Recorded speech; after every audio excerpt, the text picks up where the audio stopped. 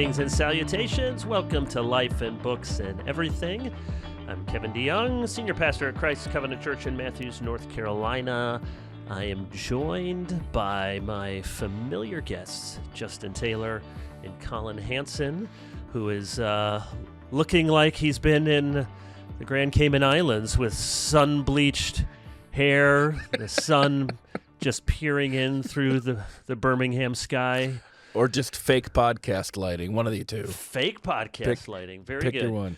Good to see you guys. All right, what should we... got some good things for us to talk about, but let's start where everyone wants us to start. Football. I mean, Nick Saban, Collin, you saw this coming. You had inside knowledge of it. What's the word out there in Alabama? When did Saban do the news? When did he give me the news? Yeah, he failed to notify me. Yeah, believe it or not, you guys may have heard the story that at 3:59 p.m., the day that he retired, he was interviewing candidates for jobs, and then at 4 o'clock he announced he was done. It really did seem to do with the fact that he couldn't tell assistant coaches that he was going to stay. He said it got harder and harder to lie about things. I don't know. We're not taking it well. In my neck of the woods, we got people jumping in Bass Pro Shops, tanks, naked. Over here, we've got guys getting stuck in outdoor vases, and they have to. I mean, it's chaos. It turns out the only thing separating Alabama from Florida, becoming Florida man, was Nick Saban. Now he's gone, and we're just Florida. So that's we've got to deal with that. So anyway, it's pretty rough. But hey, I mean, this is a Life and Books and Everything special. We got a South Dakotan coming to Alabama. Yeah, right. And Kalen DeBoer, believe it or not. Yeah, I actually grew up with him and Curtis Riggs. I was talking to one of my high school teammates, and he played at Sioux Falls. Just to clarify, when you say grew up with him, it doesn't mean you guys were buddies. Well, I grew up watching him, yeah. So, but I mean, in South Dakota, I grew up with Hulk Hogan. Well, in South Dakota, we all really did basically grow up together. True. It's just not that. It's not that big of a place. So, yeah, when I was playing football in high school, that was when he was excelling at the University of Sioux Falls. His quarterback Curtis Riggs, their famous coach Bob Young. Bob was really big in Fellowship of Christian Athletes, and I had just become a Christian at that time. So it was really cool to watch and very exciting.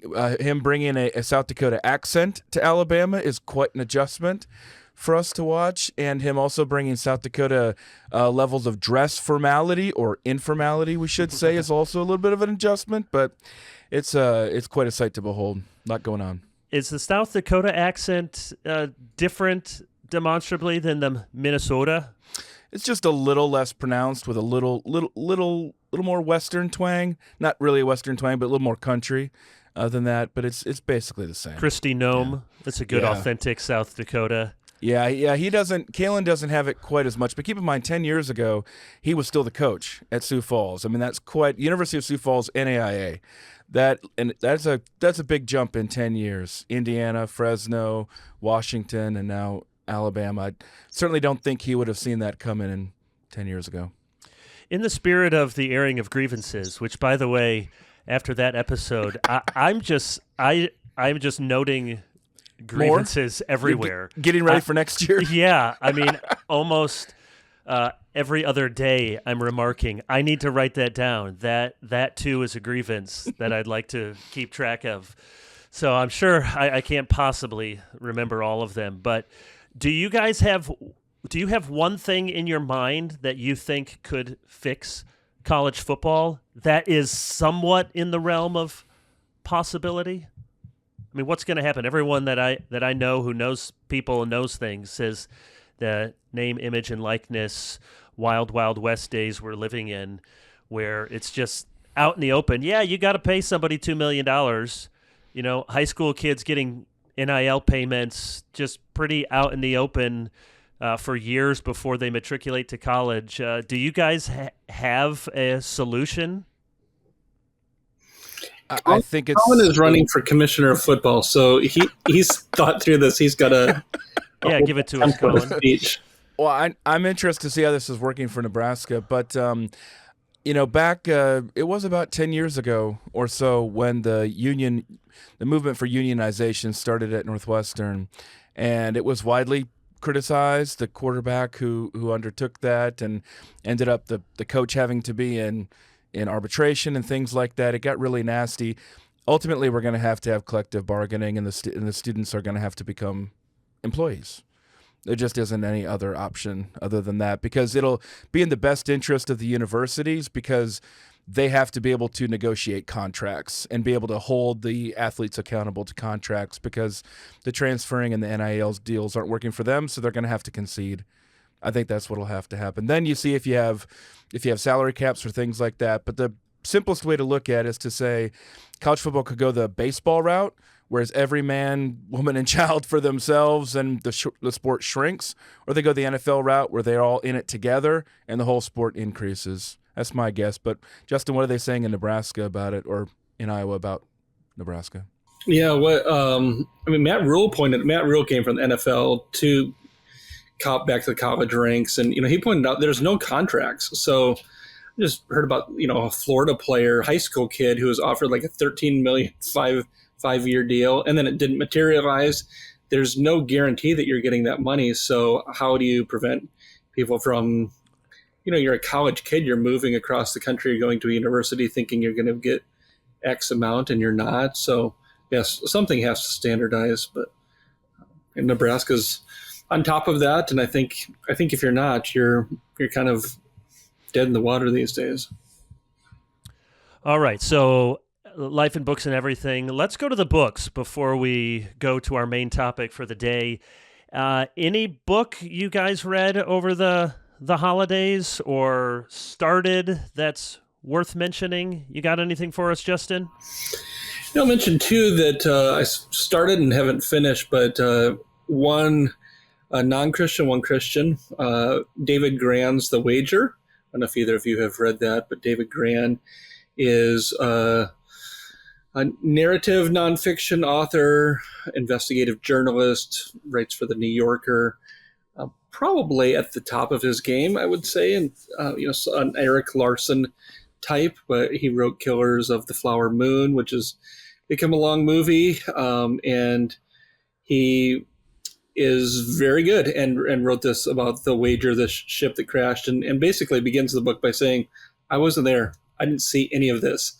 I don't know definitively what happened, but as a historian journalist, when you are dealing with a plethora of good source material, you can reconstruct the story, especially if you're gifted as a narrativist. So that's one. Would you say I have a plethora?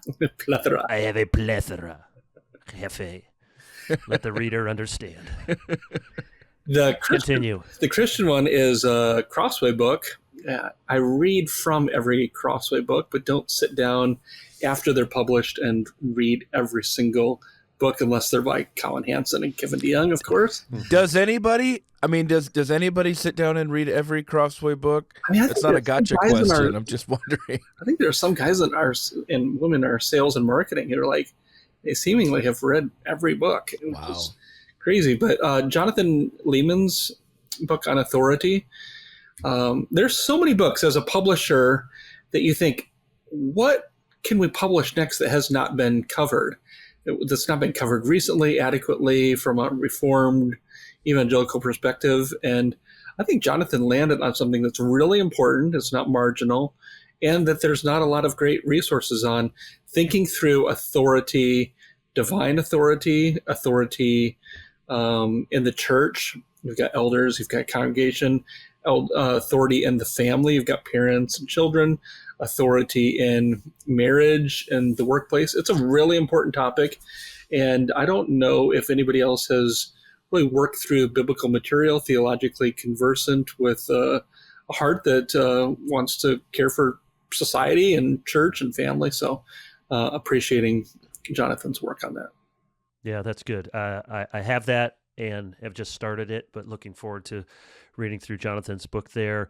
I've read I'm always a fan of Alan Gelzo's next book, and he's going to be on LBE soon. So his again? book, Yeah, Yes. he is. That's He's like gonna, the best LBE interview ever. He's gonna Oh get my the gosh. the 3-timer vest. Our Ancient Faith, Lincoln, Democracy, and the American Experiment. So another great book, and I'll hear more about that. A non-Christian book that I read. A church member recommended it to me. It's a real interesting book called Never Split the Difference, written by Chris Voss, who is he's done a bunch of different things, but an FBI terrorist negotiator. And now he has his own company, and he teaches these principles of terrorist negotiation. So he's got a lot of fascinating stories. International terrorists, bank robbers, domestic holdup. I mean, all sorts of things. So the book has lots of stories that you'll find really fascinating. And then it's also kind of a communication / self-help book a little bit.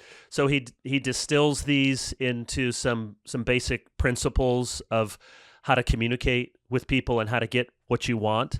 So on the negative side, if you're just coming to the book and you don't have any kind of virtue or moral compass or Christian background, and I don't know what his background is, you could just use the book on, here's how to manipulate people. Here are the techniques of, active listening, the questions to ask, the ways to negotiate, a used car deal, and just manipulate people. But if you got, a moral compass and framework, and actually there are some moral principles in this book, it could help you with everything from talking to your teenagers to negotiating conflict on an elder board or in the workplace or trying to get a better deal on a house or on a car.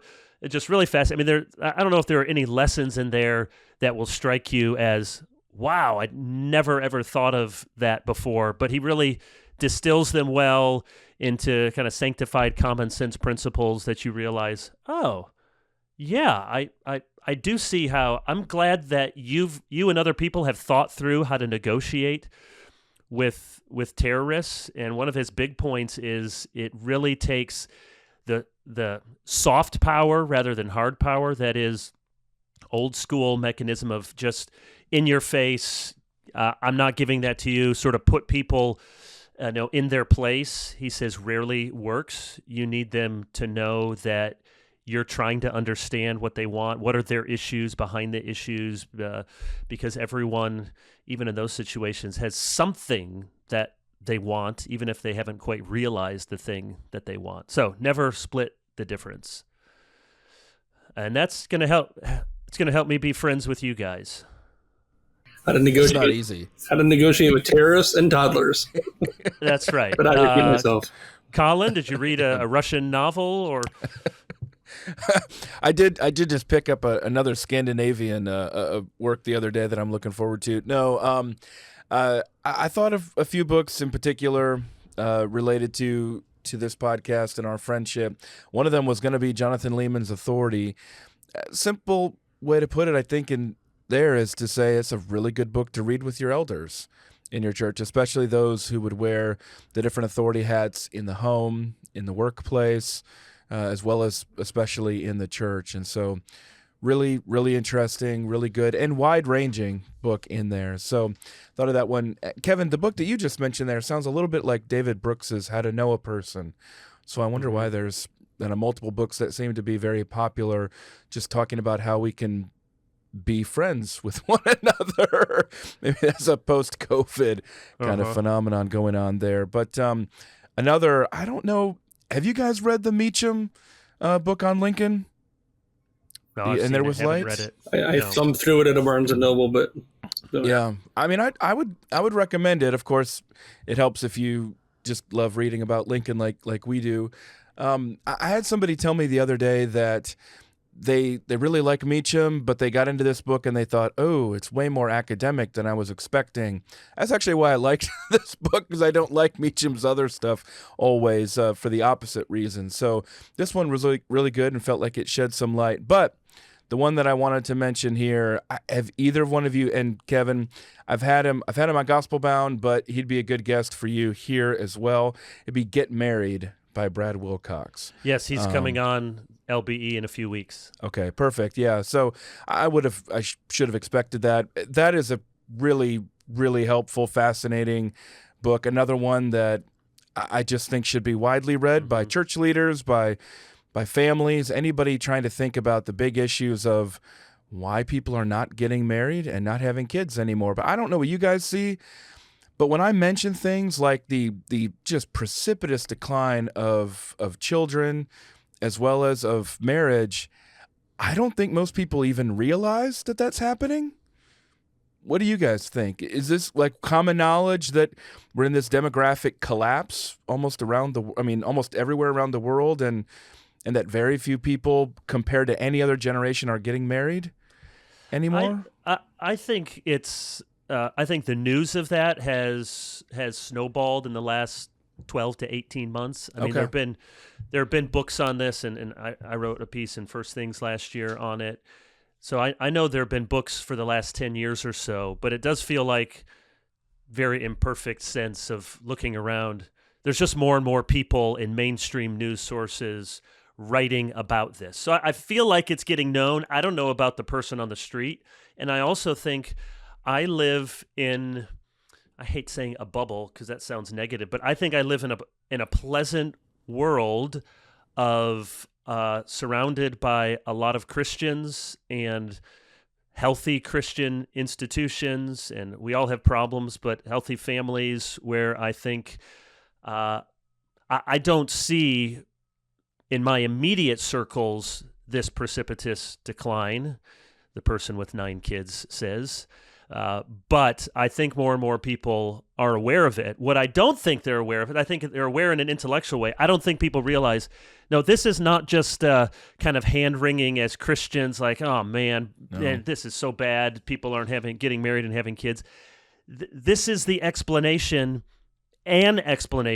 for almost every societal ill we have. Not the only one, but an explanation. It's both cause and effect of almost every societal ill that we have. And I mean, you just saw the population in China is, turned a corner last year, a bad corner, and is declining and is now declining precipitously. That means very bad things. Just look at in the United States, various states where people are leaving outbound migration and where they are coming. Like they're coming to North Carolina, they're coming to Florida, they're coming to Texas. There's a whole lot of things you can do in a state when you're growing, when more people are there, more tax base, and you dream and you plan versus Illinois, Iowa, Alabama is probably growing a little bit. So I don't think people realize the major effects this will have, and anything that's deep is very difficult to change. One of the things I said in my article last year was, the government may be able to come up with different tax policies and programs that encourage people to have the kids they want to have. There's no record around the world of government programs that convince people to have the kids they don't want to have. If you want to have a kid and you're just kind of thinking about, oh man, I just don't, the money and there are some things around the edges that can nudge people. But by and large, it's a lack of a desire to get married early or at all and have children. And that is deep and systemic and going to be very hard to change. This wasn't going to be the topic, but run with that, Justin, before we switch over. Just going back to Colin's original question, my sense is that most people don't think like you guys think, and just think of this issue only anecdotally. So if you're in a church where the kids graduate from youth group, they go off to college, they come back and they get married that summer, you think, yeah, marriage stuff is going great for the next generation. If you're in the opposite situation and kids are in their 20s, they're getting into their 30s, they're not dating, they're not having kids, they're not getting married, then you start, I think the average person on the street only thinks of this in terms of what do I see in my immediate circle, and is not cognizant probably of larger trends. And so that's my contribution. All right. Thank you for the books. Now on to our topic of the day, but first to thank our sponsor, the aforementioned Crossway. Thank you, Crossway. and encourage folks to check out Johnny Gibson's new book.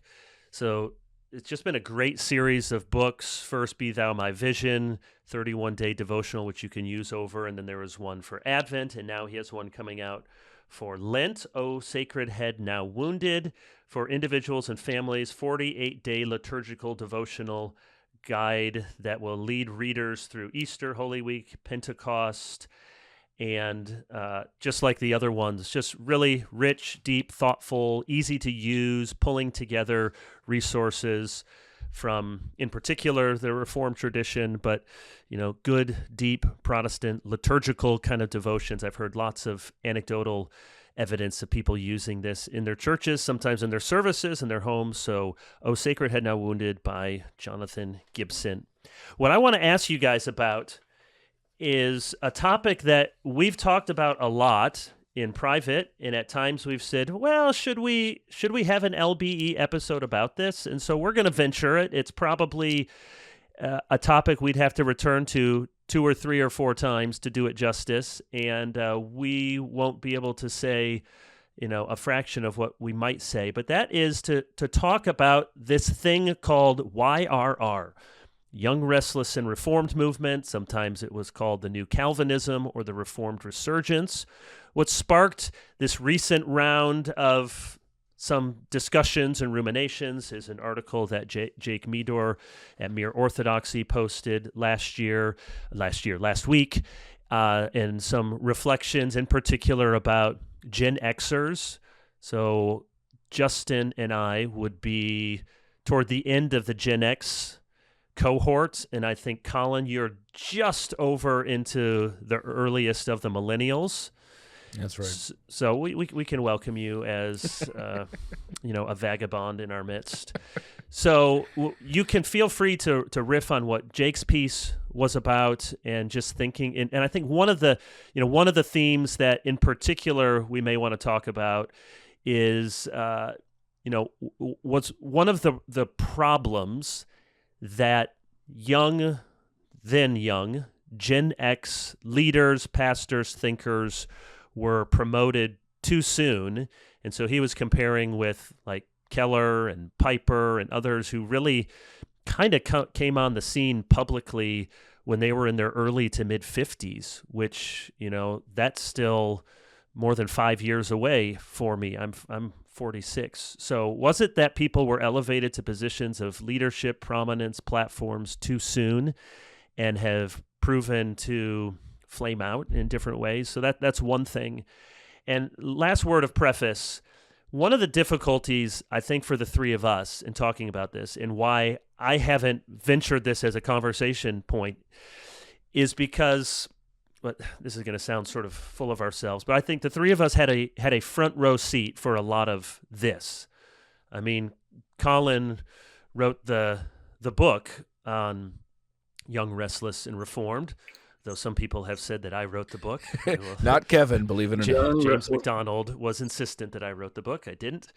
And so the three of us have been involved in a lot of the institutions, conferences, organizations with it. And so one caution is, I don't want to talk about myself. A second caution is, I don't want to talk like this was of such worldwide magnitude that it demands all of our attention. And then third, because we have relationships, some of these people, we had relationships and we don't so much anymore, but many of them we still do. I'm just very, very cautious. I think it's easier for someone who's a relative outsider, maybe knew 1 or 2 people, or someone like Jake, who's maybe 10 years younger, is what I think he is, to write about it, than having been kind of right in the middle of it. Because as soon as you start talking meaningfully about why we think this happened and this didn't happen, or what went right, what went wrong, you start talking about people. And you could say out there, well, this is, good old boys network, people circling the wagons. You don't want to, well, you know what? This happens in every human endeavor and institution. The people who say that about Young, Restless, Reformed, they have their school that they don't want to say things about, their former whatever colleague, or we all have circles of friends, and some of those friendships get complicated, and some of them become ex-friends, and some of them have disagreements. And so I think that can be a cowardly reticence, but it can also be wisdom in understanding that, sometimes we need the perspective of not just a few years, but many years or even decades to kind of talk about some of these things that happen. So that's been my caution in talking about this in a specific way. But with all of those as our guardrails and our caveats, perhaps we can have something meaningful. What was YRR? Was it good? Is it gone? Did it fall apart? Let me start with you, Justin, with some definitions. How would you describe to someone what is or was Young, Restless, Reformed? Yeah, since you guys both wrote a book on the topic, I should start with you guys. But I think at kind of a street level way of defining things, it was a movement involving a lot of pastors, but not exclusively, that celebrated and was into big God theology, to use Piper's way of defining it. And it had a gospel-centered flair to it that for all the good, the bad, however you want to evaluate it, the players who were involved with it, whether that's speaking or publishing or organizing, were seeking to tie things to the gospel, that the Christian life is about going deeper into the gospel and spreading the gospel and rejoicing in the gospel. It had elements of Calvinism and Reformed theology, perhaps Kevin might say with a particular Baptistic flair to it. They're Presbyterians and Baptists and Anglicans and Lutherans, but I think mainly Baptists and Presbyterians were kind of the drivers of it. And complementarianism, I think, was another feature of it, perhaps not always kind of the leading edge, but there was a conscious thought that if you're Reformed in your soteriology, if you're complementarian in the way that you think about church and home, and if you love the gospel, then we can work together. And we might have separate churches, we might have separate publishing houses or whatever, but we can gather, we can learn from each other, we can kind of link arms in a common way. So that would be off the top of my head. And I would say it, as a movement, it had the definitional strengths and weaknesses that are always there with evangelicalism. And I know some people argue, is evangelicalism even a thing? Should we be saying the term anymore? And it's true. I was just reading something recently from Mark Knoll where he acknowledges to call the word evangelical, of course, is very old, but evangelicalism as an ism wasn't really talked about until post-World War II, this neo-evangelical consensus. So yeah, it's always difficult to say, well, what is that? And it has the same, the breadth of it can be a blessing. It's bringing together lots of people across denominations, but mainly Baptist and Presbyterian. But the challenge then is, well, there's no ecclesiastical structure. It's not a denomination. It's not a church.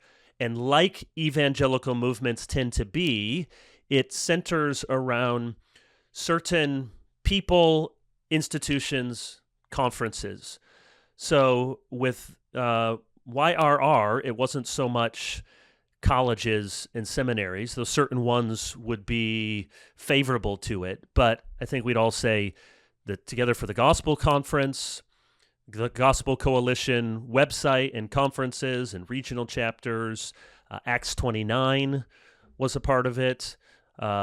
Sovereign Grace Ministries and those churches are older than that, but that was one thing, and it was a bringing together. Desiring God, Desiring God, Crossway, and it was a bringing together, which I want to come back to, of a lot of different movements that had, as you said, I think a big God theology, Calvinist soteriology, inerrancy, penal substitution, complementarianism. Now, I'm going to come back to, I think one of the weaknesses inherent was it was a relatively thin doctrinal set of boundaries. Important, but maybe not as robust as it needed to be to hold the movement together.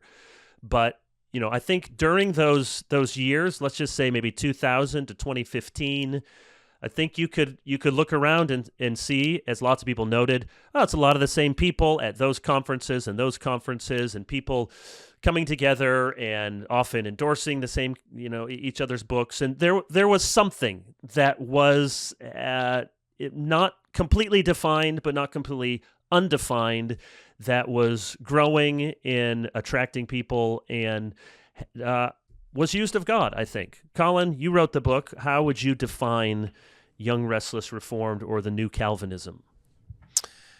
Well, I think it's important that I didn't call it Young Reformed. Yeah. I mean, it's Young, Restless, Reformed. Uh-huh. And the reason that was significant is because anything that you're rightly pointing out here or that anybody else has criticized, it was there from the beginning. So, for example, part of the restlessness was things like, what happens when a Jesus movement charismatic church network discovers the doctrines of grace? That's going to be an interesting mixture. Let's see how that plays out. And then combining with the homeschool movement. Okay, that's a lot of stuff there. How's that going to play out? What happens when you combine the seeker church pragmatic approach with the emerging church ethos in a post-Christian environment, recognizing the emerging manhood crisis? And then you throw Reformed theology in there. Oh, and then also throw some charismatic theology in there. What's going to happen with a bunch of young Gen X folks when that happens? Well, that was Restless, and we've kind of seen what's happened there with Acts 29 and with Mark Driscoll in particular. So part of what I observed as a journalist was these interesting mashups, almost like a Grammy Awards when you have all these different styles of music that are clashing together on stage, and sometimes it is incredibly beautiful, and sometimes it just sounds bad. And that's basically what you get with Young, Restless, Reformed, and like you said, Kevin, with any kind of movement. I did a book in 2010 on revivals, and one of the things that was most helpful for me to see there is that, by definition, every revival ends. When a revival does not end, that's when Jesus comes back, and you get the new heavens and the new earth. But otherwise, they always end. And sometimes people have more negative or positive views toward revivals within their own Reformed tradition. Kevin, of course, we've seen that in the Presbyterian Church throughout time. And that continued through Young, Restless, Reformed, some with more positive and some with more negative views. And we can talk about some of those negatives, especially from a Presbyterian perspective. But every movement, even say the First Great Awakening, that only lasted a few years, maybe 3, maybe 4, something like that. It didn't last very long. But successful revivals, blessed by God, they institutionalize.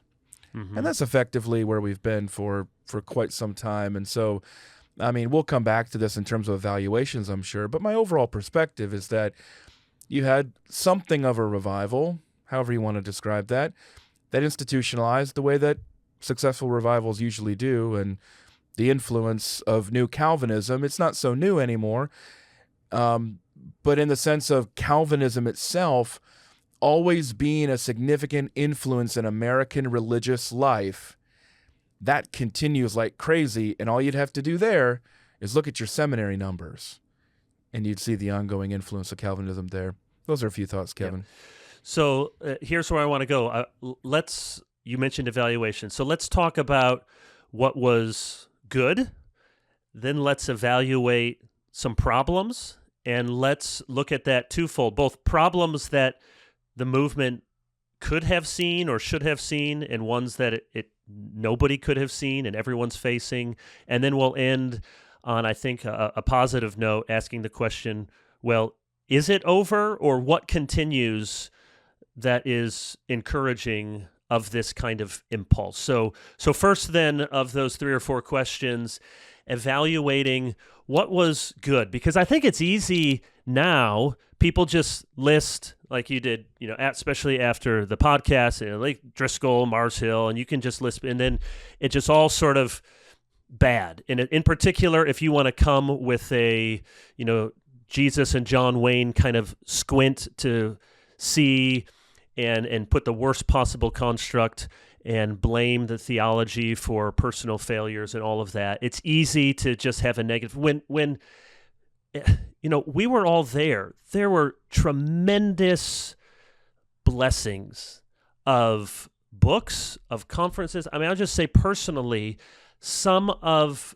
the most wonderful times I've had, outside of the local church, were at those Together for the Gospel conferences, where each sermon seemed to build on each other, and we just have, I have memories that I'll always remember of Sproul or a Piper message, and even the conversations, because Mark Dever was always very intentional on sequestering the speakers through all the meals because he wanted the relationships to build. And every January we would meet at Southern Seminary, and Al Mohler would host us. And I consider it a privilege to be in that fellowship and among those friendships. And we had really substantive conversations. We didn't always agree with each other, but we really did pray for each other, ask what was going on in each other's lives. There was, at its best, in those best days, a real friendship that was behind the scenes and spilled over into some of these conferences. And, even today, I meet all sorts of people who, got their theology on the right track through one of these networks, or a Crossway book published at that time, or through John Piper leading them into Calvinist soteriology. So it would be really, really unfair to just look back with a very cynical squint as if Gospel Coalition, T4G, these various speakers and movements associated with it didn't do, by God's grace, a lot of tremendous good in what they communicated and taught in people's lives. Justin, what good should we celebrate from that era? 4 or 5 things come to mind. Number one, publishing and institutions. I think you can make a lot of noise, you can have a lot of energy. In our world, if it doesn't translate into publishing, and if it doesn't translate into institutions, it's sort of like a firecracker. It's amazing, It's bright, it's brilliant, but books often are what change people long term, and institutions change people. Even though they might not be the sexiest part of a movement, I think they're essential to. And there was serious publishing, and institutions developed and changed and solidified. Secondly, there were really serious talks. It could have been a lot of kind of workshop-y things. It could have been a lot of frivolous things. But, if you went to the average conference, you get a guy stand up there and lecture, essentially, or preach for 45 minutes, 50 minutes, an hour. And, in the emergent context, it was all, let's sit on a bar stool and talk and invite dialogue.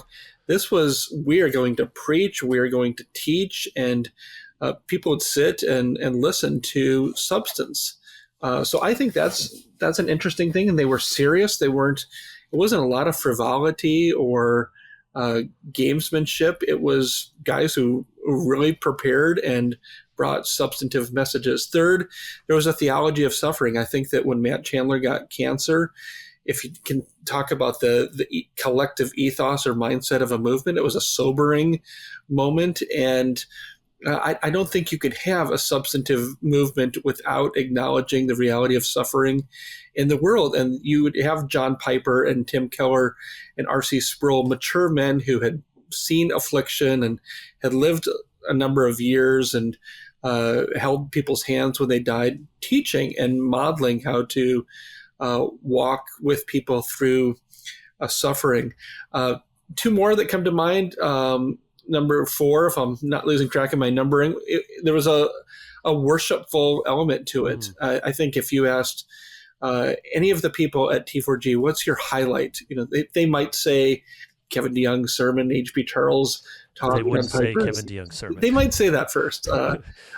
But the worship, to gather together and to robustly sing, and it wasn't just, we're going to just kind of mumble through a song or two until we get to the main act, but people were there to express themselves in worship and in singing, and I think that was a sign of health. And then last thing I'd say quickly is just, I think evangelical Christians sort of get a reputation for, they adopt the latest trends about 5 years after the world does it. We're always behind the times. We do romance fiction after the world makes that popular. I think with this movement, there was an appropriate place of trying to use the latest technologies to spread the gospel and to teach. So early adopters with podcasting, with websites, with making sermons available. I think all of that was just helpful. If you want to influence a movement, take advantage of the latest technologies. Jake touches on this in the essay, and maybe we'll come back to some of the things in his essay, but I thought that was an interesting thing that it was able to develop without the social media structure, but to take advantage of websites and podcasts and the like. So it could spread without some of the damaging things that come along with technological spread. So those are 5 things. Yeah, that's a great list. What do you have, Collin? Just a couple things. One of them you just built on right there, Justin. I think given this technological revolution, to put it mildly, that we're living through of the internet, something was going to emerge in that atmosphere. And you saw the emerging church, as Kevin wrote about, of course, in 2008, and that was basically the premise in a lot of ways to my book in 2008 as well, was the spread of the emerging church and Rob Bell's Pneuma videos and things like that were insanely popular at that time. And so it was anything but clear where these things were going to go. But one of the great blessings that continues through this podcast, so much of our relationships have been built this way. And of course, my day job with the Gospel Coalition is all because of the way these Reformed ministries came together around the internet with a positive engagement, exactly of what you're talking about there, Justin, of getting out great material, almost all of it free, to the point of just unprecedented access to great current and historical resources for the church. That was a totally something was going to emerge with that revolution, and I'm really grateful that it was a lot of Reformed theology. Mm-hmm. The second thing, which is sometimes off people's radar, I'm not sure why, but Crossway's played a huge role in this, is actually women's publishing, and really I mean, we're in an era where if you look at the top best-selling books, many of them read by women, a lot of it today is still, unfortunately, really not good. Some of it's just not great. Some of it's really bad. Some of it's okay. Some of it's even good.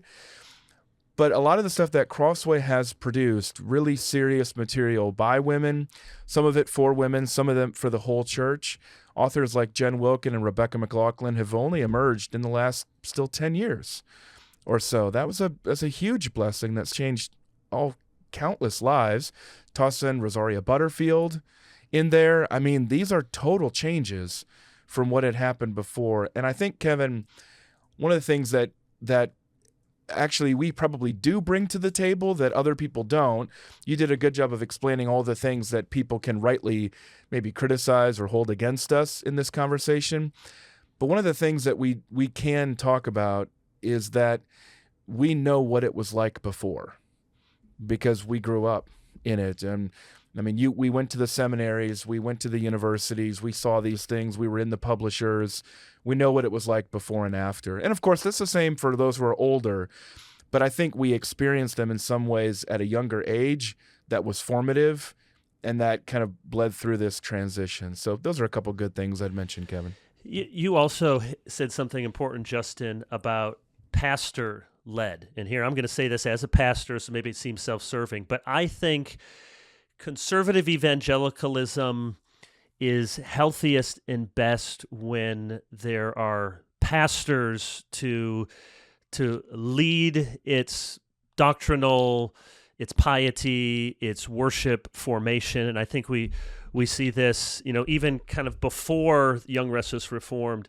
I mean, you think of a Jim Boyce, Sproul, MacArthur.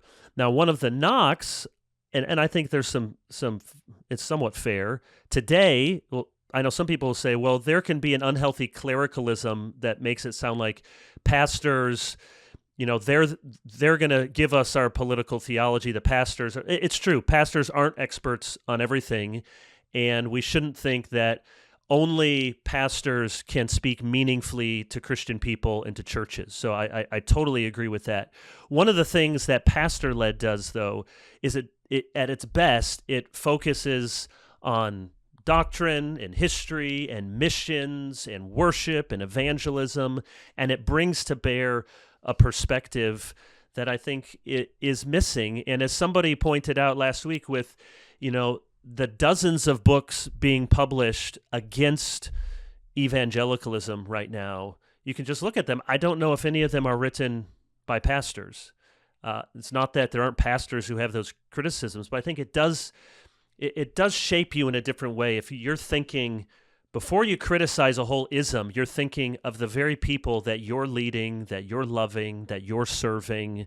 So I think that's really good. In some ways, this movement we're talking about is victim isn't quite the right word, but it is a victim of its own success, meaning there are certain things that grew to such a size and maybe eliminating other sorts of voices that everyone is kind of now a part of this conversation, and a lot of disparate voices are in there. In other words, if somebody from McCormick Seminary in Chicago doesn't like something we're doing, it's like, well, you're not, I don't know, okay, fine.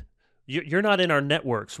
You're not at the conferences. But as this thing grew and more people, that's how it goes. And there are more and more people having these conversations. And I think to maybe transition to some weaknesses, I think if people just said yes to Calvinist soteriology in a general sort of way and complementarianism in a general sort of way, sometimes it was like, oh, well, that's it. We're all on the same team, and it could mask over really significant differences. But one of the the really good things is expositional preaching, the centrality of the local church. To your point, Justin, Crossway can't publish all of these good books and this renaissance of systematic theology and all the rest if there aren't people to buy them. And I think it's owing, at least in part, to this movement from 2000 to 2015 that there are people who want to read these things and buy them. And Collin, you and I know that sometimes we've disagreed about certain articles that TGC has published, and probably no one has said more internally about that than I have. It's true. Everybody should know that. We have a lot of these discussions privately. Well, I mean, to be clear, but here's what I want to say positively. Yeah. Positively, because there are, I could, if you guess the articles that Kevin DeYoung has disagreed with, you're probably right. But here's what I want to say. I mean, TGC has always, emphasized expository preaching, the centrality of the local church. It's always sounded a clear note on abortion, and we don't. It's easy to just kind of take that for granted, but those are pretty big things that a lot of people agree on, and we should be thankful for it. What were you going to say, Collin? Well, and that didn't exist before. I mean, that's what I keep emphasizing. That did not exist before. I was just going to say that in some of the criticism I see people give you, Kevin, about what you oppose publicly or not, sometimes I think people can be rightly cynical about that. I mean, in the sense of saying, well, I see what he's saying publicly, but who knows what he's saying privately? Well, I do know what he's saying privately, and there's a lot of good and necessary, and I think for the most part, healthy disagreement about I wouldn't just say specific articles. I would say just what exactly should we be emphasizing and how. And I think if you're going to have a healthy institution, let alone a healthy movement, you have to be able to have those conversations. You have to have them among people who are friends. And if you're an institution that doesn't have some tension there, then you really don't represent a very large group of people at all. One of the other tensions to mention in here, and then I'll get back to, you guys can get back to some of the evaluation, comes from the international side. This is an international movement now that it wasn't when I wrote my book in 2008. That's another part when you talk, Kevin, about the broader evangelicalism discussion. It's right to think about the United States when it comes to that, but there's no ownership of anybody of evangelicalism, but certainly not in the United States. When I go to Amsterdam or Stockholm, or I get invited to Kuala Lumpur, or I'm talking to people in Cambridge, these are just individual places recently, or Edinburgh. I mean, these are people who they have their own expressions of the same movement, but a similar appreciation of what we're talking about here. And I'm sure, Kevin, that's represented in the people who listen to this podcast.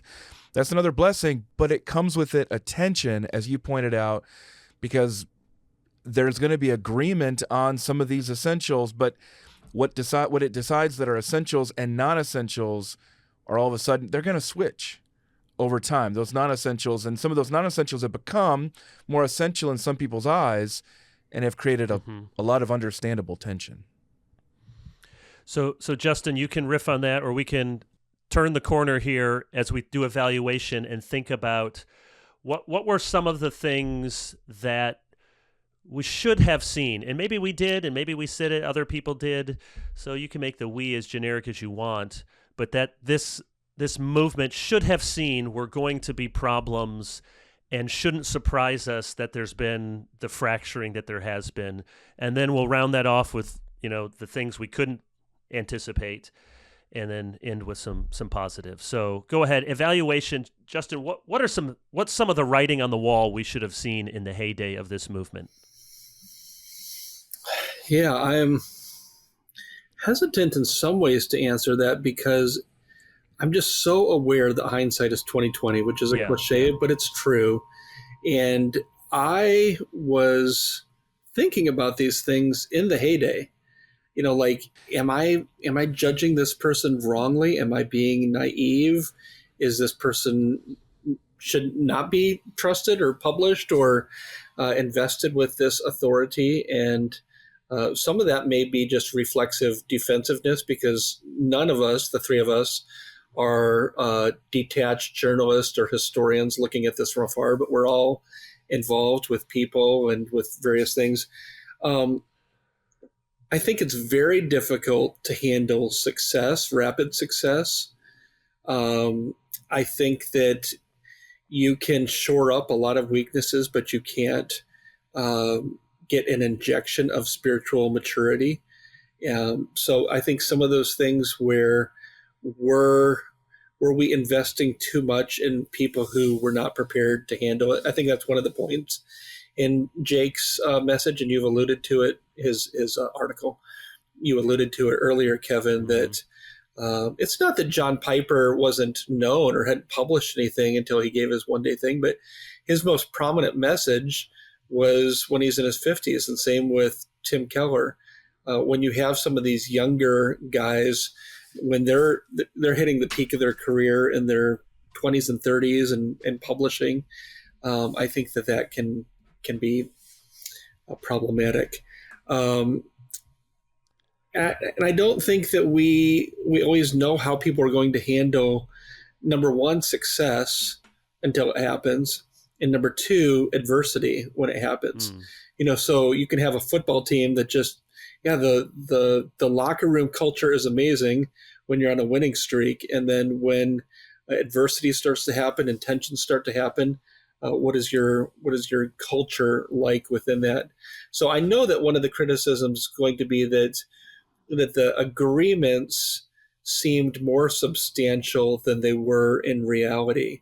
But I think the agreements were about things that genuinely did agree on. Some of the things hadn't come down the pike yet, so you don't know how people are going to react until those things happen. I think I'm rambling incoherently here. So on this, no, it's not incoherent. I'll jump in. Yeah, rescue this line of thought. No, I don't need to rescue. No, it's great. You are right, and it's a good caution. And even my own mind, I can think, yeah, well, I should have seen this clearly, but yeah, things seem more clearly than they do at the time. But a few things that at least should have been some cautions, and I think people saw. So we talk about elevating some people too quickly. But now, having said that, I hope maybe even some of us are would represent Gen Xers. All three of us were elevated at young ages. Who I at least haven't flamed out. So, we can point to the people. Some of them are friends. And we've talked about Josh Harris. We had meals with Josh. Josh is completely deconstructed. He's very public about that. So, yes, I do think people were elevated too quickly. And I think that was often because they had people sensed they were on the right trajectory. And maybe, the wisdom might have been to try to understand where people, did they have the roots that went deep enough? But as you said, the hindsight can be 20/20 on that. One of the things that you alluded to, though, is I do think while there was real agreement on the issues, I think at time it was not deep and historic enough. So here's easy for me to say, but I did say this to some people back in the day that I thought, and this is the Presbyterian in me coming out, I thought the movement we were having of coming together would not last if it didn't get, much deeper into history and into historic confessions and seeing ourselves as, unapologetically a part of a deeper tradition and a deeper movement that didn't just start in the 1950s or didn't just start in the 2000s. So I think that was a weakness that people could have seen. And there was genuinely, here's the good and the bad. It was a season, an era of coming together where now we are in, I would argue, a 15-year period of redrawing those lines where the burden is not on coming together, but on making sure that our particular tribe is pure. And I don't say that in a negative way because I think both can be good impulses. But just think about the names, even Alliance of Confessing Evangelicals, sort of before this a little bit, Together for the Gospel, the Gospel Coalition. The names themselves suggest we're bringing together people in this movement, in this moment. And Mark Dever was very upfront with, he wanted T4G to be a pastor's conference. It wasn't meant to be more than that. It was to encourage pastors, and he wanted lots of pastors there. And so he's going to bring people who would attract lots of pastors. And so, was a movement as wide as John MacArthur and Mark Driscoll, though Mark never came to T4G. It was quite, a deliberate decision. Was that bound to have really serious fissures and fractures? Of course it was. And I think it's probably another 5, 6, 7 years to finally resort and reshuffle the deck and figure out, well, where are the new alliances? So I think there was too little. We talked about a center-bounded set, not a boundary-bounded set, which sounded good, but what did it? Well, yeah, but what are the boundaries?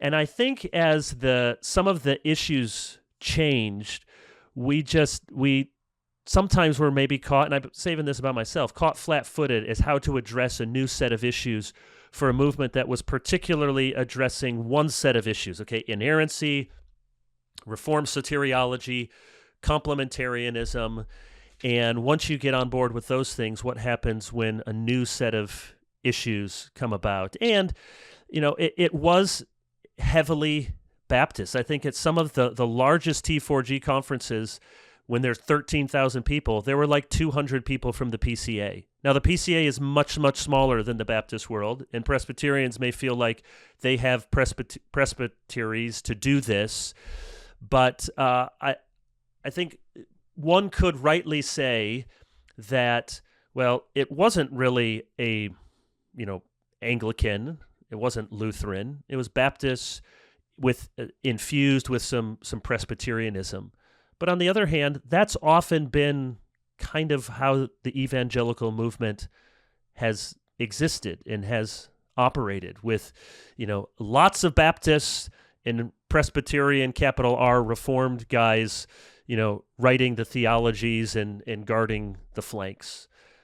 Collin, what else would you say? So were there some things that folks should have seen at its heyday? And I also, last thing that came to mind is, when that article came out, one of the things that's changing the world is the new Calvinism, the Time Magazine article. I think a lot of us sensed there's a real a double-edged sword when you're the cool thing. And so emergent, okay, not going there. Seeker movement had kind of crested, and that was a boomer ethos. And now this had the vibrancy of this is the cool thing that's happening, and that attracts a lot of people who think this is the really fun, exciting, big new thing that's happening, and that's bound to get a bandwagon where everybody doesn't really fit. Yeah. Collin? Well, it's interesting, my hesitation. I'll just share one thing that I think should have been seen in hindsight, because so many of the things that people say, or even that have come with this conversation, these have been conversations that we've been having with each other and with lots of other people since 2008. I mean, these aren't new conversations. You could say, well, should have seen more of the antinomianism coming. Well, among our peers, we were having those debates. Or even you mentioned our friend Josh in there. The mantle of leadership and burden for Josh was always heavy. That was always hard for him. And that was something that we tried to encourage him through. I mean, you could just keep talking about specific things, or, other people that you look and say, probably should have seen that coming with a Mark Driscoll or James McDonald. And you can think, well, I mean, yeah, we kind of did. It felt like it was pretty unstable from a beginning stage in there. So the one thing, though, that I think is pretty clear, it's going to be the flip side to what I said earlier on the internet side of things. That's probably, I jump in on these things because that's the area that I work on the most. There's a big difference that I see between boomer parents and Gen X parents on the one side, and then millennial parents when it comes to their kids and technology. It's interesting that boomer parents and Gen X parents seem to be a little bit more, older Gen X, optimistic about technology or neutral toward technology with their kids. And then all of a sudden 2012 happened and smartphones happened, and now we've got a decade of research that shows that this is really bad, really bad for kids. And millennial parents began to adjust on some of that. I think a similar thing has happened with the younger generation. So we talk about not promoting young people too quickly, though, again, it's kind of a double-edged sword there, because the three of us were all promoted at early ages, Matt Chandler, David Platt. It's not like every story played out negatively. They just played out differently. Similarly, when you look at the people who were promoted early on, I think we just look back now and say younger people see that there are more dangers. That's, I think, one of the things that Jake's piece got right, was that younger people now are more aware, because of social media, of the dangers of being successful. Because the moment you're successful, it will be extremely, perhaps even overwhelmingly negative of an experience for you. Whereas early on, as Jake said, you were shielded from some of that negative feedback, and it delayed, you became more prominent, and it collapsed. I think now, kind of like pastoral ministry in general, young men in particular are less likely to say, yes, I want to jump in there and become a theology and church influencer at age 22 or 24. I think they recognize that is a That's a hard road. That's a really good point. I do think there was a temptation, and sometimes it was a vain ambition, 15 years ago, sort of aspire to be that person on the platform. And that's always, can be in the human heart. But I think there's a lot of people, Collin, who now fear, oh boy. I mean, the thing I'm circling here on my paper over and over again, the internet. Yeah, exactly. Now, it existed, but not in the way it does now. No. So, yes, the Reformed Resurgence has fractured massively. Some of that could have seen coming. Some of that are for noticeable reasons. I think one we haven't talked about, just to use Marsden's categories that Keller often employed, doctrinalist, culturalist, pietist. While everyone shared, some of the same doctrinal parameters, not everyone was a doctrinalist first. And the people who were culturalists were not the same kind of culturalists. I think the pietists actually weren't the leading edges. So, for example, I'm a doctrinalist. I could make the case why, but I'm a doctrinalist. One of the reasons C.J. Mahaney and R.C. Sproul could get along so well, even though very different in some very different theology, they're both first doctrinalists. They're both thinking, let's guard the theology and the doctrine of the church and pass on. Where others, yes, they agree with the doctrine, but they're culturalists, but of two different kinds. The culturalist of maybe MacArthur or even I think how Al and I sees things, which would be there's a lot of danger and we have to build walls to protect that infiltration, or the Keller Acts 29, we need to build bridges to reach that culture. Now, I think both are justifiable impulses depending on the situation, but you have all of that, people signing the same kind of statement of faith, but really their impulses are very different. And then you have the new digital age, which makes it much more difficult. I mean, I don't know. Will there ever be a Billy Graham? I don't mean, of gifting, and Billy Graham had his own, Ian Murray wrote the book on how Billy Graham's kind of approach was not good for evangelicalism. So there's criticisms there, but I just mean someone who is broadly, by lots of people, most Christians and even non-Christians, thought of as one of the good guys. Will that be possible? Not just because it can be hard to think about the gifts of a Keller or a Piper or a Carson being replicated, but to your point, Collin, the internet specializes in bringing people down. I mean, just think of some of our heroes. Not that they had skeletons in the closet, but just normal human foibles or bad staff experiences or top-down leadership styles, the sort of things that would have come out and been laid at their doorstep had they been prominent in this internet age, would just be shocking. Quick point on that, Kevin. Billy Graham went through many of the most tumultuous political and racial challenges that anybody can possibly imagine, but he never would have survived the internet age with those. Never. He survived Lyndon Johnson in the Vietnam War. He survived Richard Nixon in Watergate. He survived trying to navigate desegregation and Martin Luther King Jr. in the South. He survived all of those things. No chance he would have been able to survive that in the internet age. No chance. And to give an illustration from our circles, I was in the Piper archives recently, and Piper has talked about an article that he wrote for their church newsletter in the 1980s that came as close as he's ever come to getting fired. That may have been an overstatement, but it was on sexual purity. People in the church thought, oh, this is too, you're talking about things that should be kept private.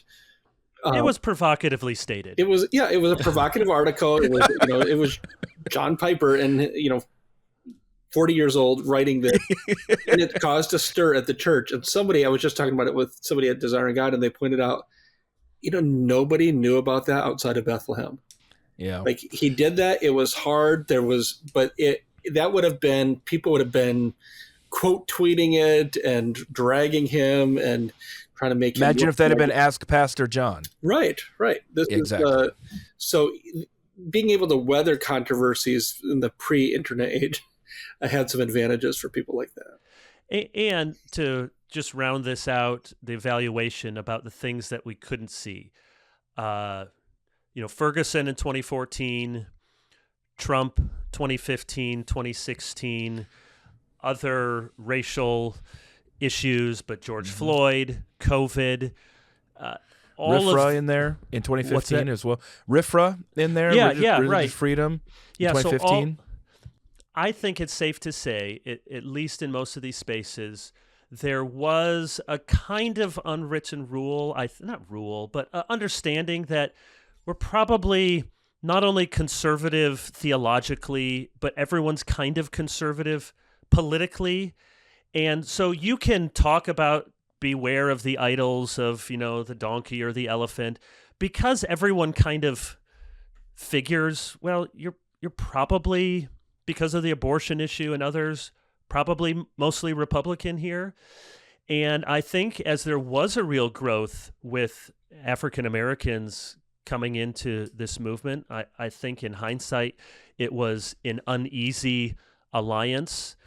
And I think it led people on both sides to maybe kind of put their best foot forward with, I'm with you on this, but maybe I got some political things I don't agree with, or I'm with you on, acknowledging America has racism in its past, but I'm not quite all the way with you in how to describe what's going on today.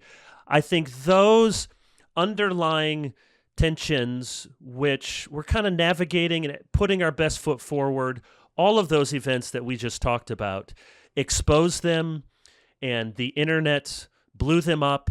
And when I have people say, look, the Reformed evangelicalism has fractured, and I've written about it, it's undeniable that it has, but I also want to say, tell me one movement that hasn't fractured. Both political parties are desperately trying to figure out what is their core constituency. Those political lines are being redrawn. Academy, elite institutions are in disarray. Conservatism as a political movement is having massive fights on what it means to be conservative. So the internet age gives outsiders an outsized voice. And so the good thing is, if you have something thoughtful to say, or even if you just say something loud enough and often enough, you can get a following and get a hearing. And that's good when people need to blow a whistle and there's voices that would have been unheard. It also means that those who have to run and manage institutions are always at a disadvantage. Now, they may still have power in an institutional way, but they're always at a disadvantage because they have boards, they have employees, they have all sorts of things that they have to think about, where somebody else over here can come at you hard, and then say, why didn't you give us a response? All of those dynamics are at play. Ask any university president, ask any media leader. It's a totally different space than it was before. By the way, here's one thing that you guys could do, or anybody listening can do. Ask a group of young adults in their 20s what year the state of California banned gay marriage. Ask them what year they did that. First, they'll respond with complete shock that it saying that it ever did. That will make no sense to them whatsoever. Second, when they say something like 1980, 1960, something like that, and you say 2008, the same year that Barack Obama was elected president, and he and Hillary Clinton both were against it. Oh, and by the way, Barack Obama also did an event with John McCain at Rick Warren's church. Yeah. That will completely blow people's minds. So also to understand the pace of social change that was not necessarily inaugurated, but was carried through 8 years of President Obama, especially on sexual issues. And then from 14 on to 21 or so on racial issues, that pace of change, I'm talking with somebody soon about this on my Gospel Bound podcast, but these are the two, I would say critical race theory quickly, in 10 years, it was a corner of the academy to taking over every elite institution. In 10 years, before most people even realized it happened, gay marriage is the largest and most successful social change in a short period of time in American history. Those two things happened at the same time as Young Restless Reformed. And there were mistakes in hindsight. Absolutely. To see that whether it's critical race theory or broadly woke, what that looked like 10, 15 years ago is, whether it's different or not, or it just didn't see all of it. I think, some people, thought, we kind of lean into this, spit out the bones. And, I really appreciate Neil Shenvi's work and Pat Sawyer. I think they've done really good work on exposing what that is, and Carl Trueman too. So, and I mean, the T in the LGBT was almost, it wasn't there. It wasn't there 10, Not in 08, 15, but by 14, it was the top search term right. at thegospelcoalition.org. Transgender was the top search term. That's how quickly that happened as well. And one of the difficulties that I still wrestle with as a pastor, there are many times where I thought, okay, part of me wants, Mark Dever or Ligon or somebody, weigh in on this big issue. And then part of me wants to say, well, Mark's pastoring Capitol Hill Baptist Church, and he's teaching about Baptist polity in 9 Marks, and I kind of want Mark doing Mark's thing. So I think a lot of us pastors have wrestled with where is it faithfulness to speak into some of these hot button issues and the assault from the left, and then where is it being unduly distracted?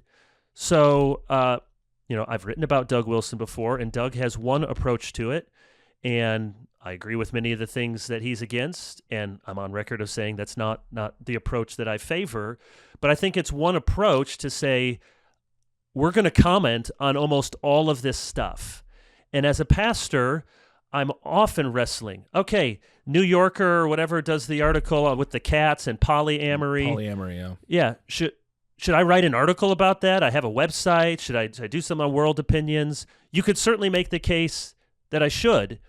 But then I also fall back and think, you know what? It could be my full-time job to comment on all of the bad things that are happening every day. So when do you say something? When don't you? I think the blogosphere has massively changed. It used to be a lot of pastors, and I think there's very few pastors, because you have to be ready to comment on something almost instantly, which is hard to do when you're working on your sermon or visiting somebody in the hospital. And you have to do it constantly. So I think the punditry sphere has been professionalized in a way that makes for some better commentary, but also it means that you're having people who gravitate toward punditry rather than pastoral ministry. That's imagine that decision real quick. Imagine that decision in 1996, Kevin, about whether you should comment about the New Yorker with polyamory. First, would you be a New Yorker subscriber in 1996? Well, I'm not, but I just see it on Twitter. Yeah, right. Or my friends show it to me. Yeah. So first, you're not even subscribing to the New Yorker, Right. and neither are the vast majority of people in your congregation or even people that you know. That's number one. Number two, imagine I'm at Christianity Today magazine, and I think it's a big enough deal that I ask you to write about it for us. Okay, that's one thing. But second, otherwise, you don't have an option to write about it. I guess you could write about it in the Charlotte Observer if they wanted you to, or in my talk church about it newsletter. or something. But yeah, I guess you could. But the fact that anybody would have to decide, do I want to talk about this on my podcast? Do I want to write about this on my website? Again, that's a post-internet discussion. In the past, you would have, first of all, you wouldn't have even known that it happened. Second, nobody else would have cared that it happened. Third, you would have said, I'm sorry, I have a hospital visitation that day. I can't do it. right. That's a totally different decision that everybody has to make now than they had to make before. Right. So we expect this constant commentary and punditry, and if you're not doing it, then you're not engaged, you're not involved. And I want to say, well, there's a lot of other ways to make a difference on these cultural issues, but we have gone way over time. Are you guys ready? Can we end with the last question? And we want to make sure we hear from Justin. So I'll ask it provocatively. Reformed evangelicalism is very fractured. That's undeniably true. And I've said after 15 years of a coming together phase, I think we're in 15 years of a redrawing, splintering phase. But could you make the case that the Young Restless Reformed or the Reformed Resurgence or the New Calvinism is still going strong and has not died an ignominious death? Give us some good news, Justin. Yeah, I think when asking that, I think you guys will be on the same page here. We don't want to deny or downplay or be Pollyanna-ish and say, oh, there's no problems. Everything is just as it was before, and this is all just smoke or attack or something like that. You're totally right. There has been fracturing. There's been splintering. There's been relationships that may not be restored and reconciled this side of the new heavens and the new earth. And yet, at the same time, I think you're right, Kevin, that God is still working. Add to my list of grievances people who say that a work of God was totally stopped in its tracks.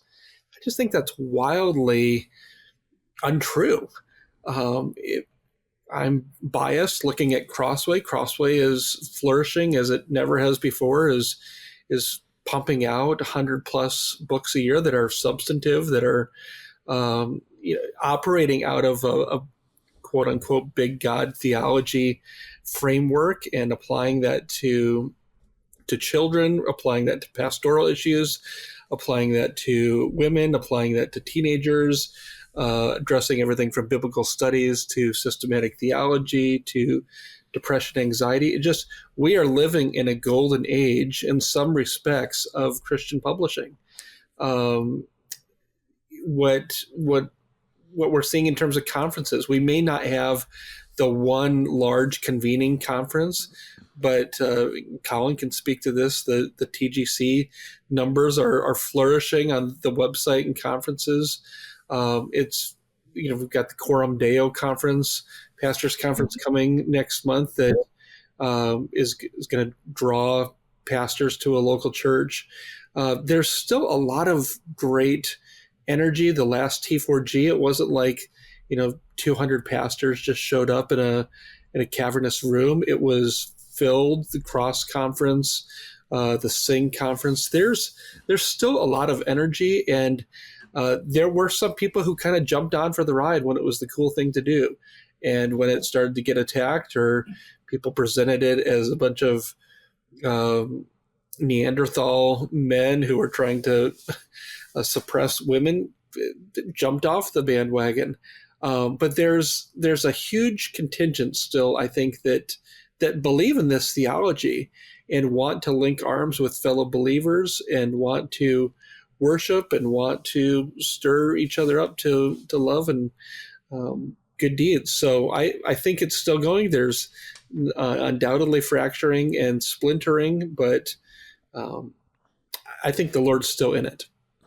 Yeah, and our desire is not for any sort of, movement that gets named by us or by anyone else. The Lord can do a million things in a million different ways, and local church is more important. I would even say your denomination, if you're part of one, is more important. But just by those measures, the reports of its death have been somewhat exaggerated. So the Cross Conference had 11,000 students there to hear good teaching and preaching and missions, and sold 47,000 books, I'm told. I mean, that's 4 books per person for those students. Some of those books are going to change those students' lives. Just some of the networks that I know. The PCA, I think, is more robustly reformed and confessional than it was 25 years ago. And it's growing very slightly, but in this cultural context, to be growing or not shrinking is something. I mean, RHB with our friend Joel Beakey, has grown exponentially. Ligonier, I'm told, still has some of their best conferences and best giving. So there's lots of these ministries. Or just think of the 4 principals from Together for the Gospel, all of whom are my friends. As far as I can see, Ligon's doing a great job. RTS is flourishing. I know that to be true because I work at RTS. I think Al's venture with World Opinions has been successful, and Boyce and Southern are still going strong.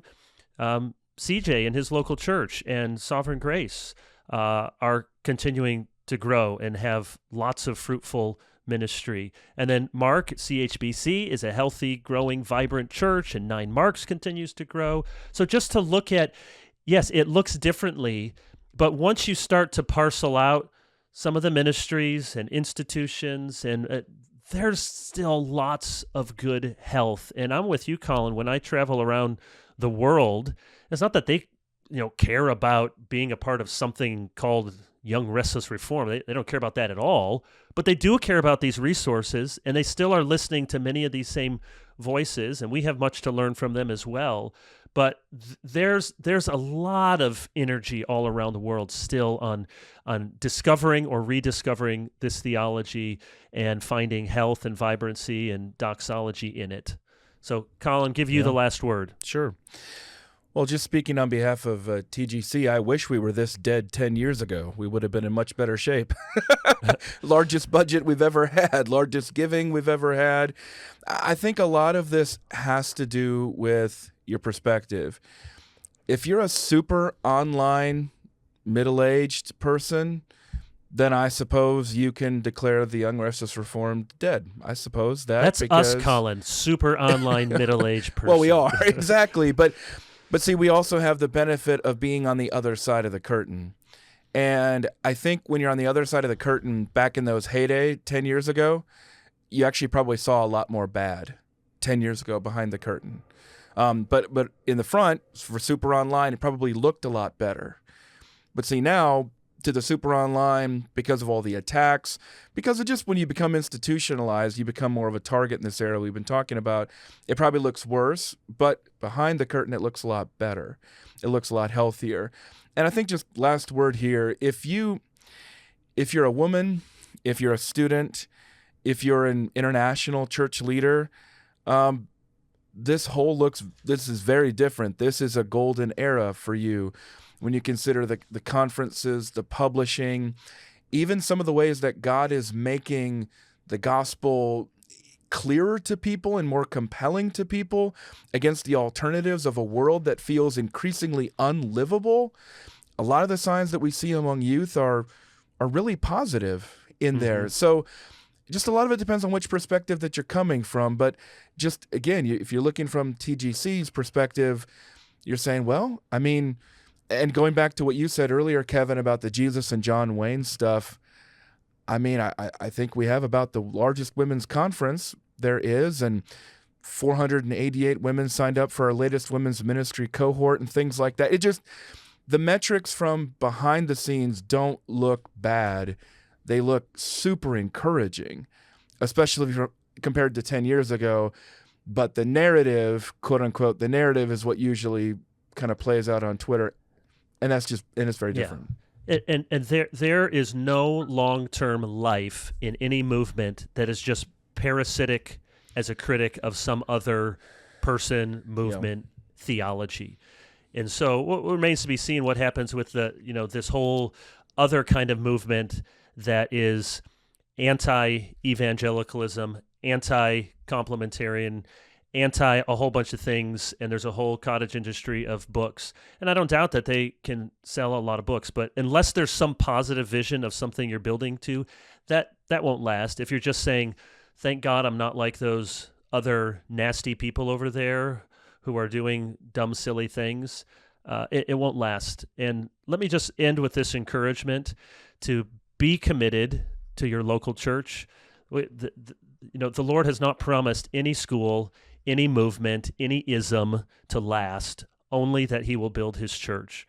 So I think that's one of the healthy things, and hopefully you hear that. And support your pastor, pray for your preacher.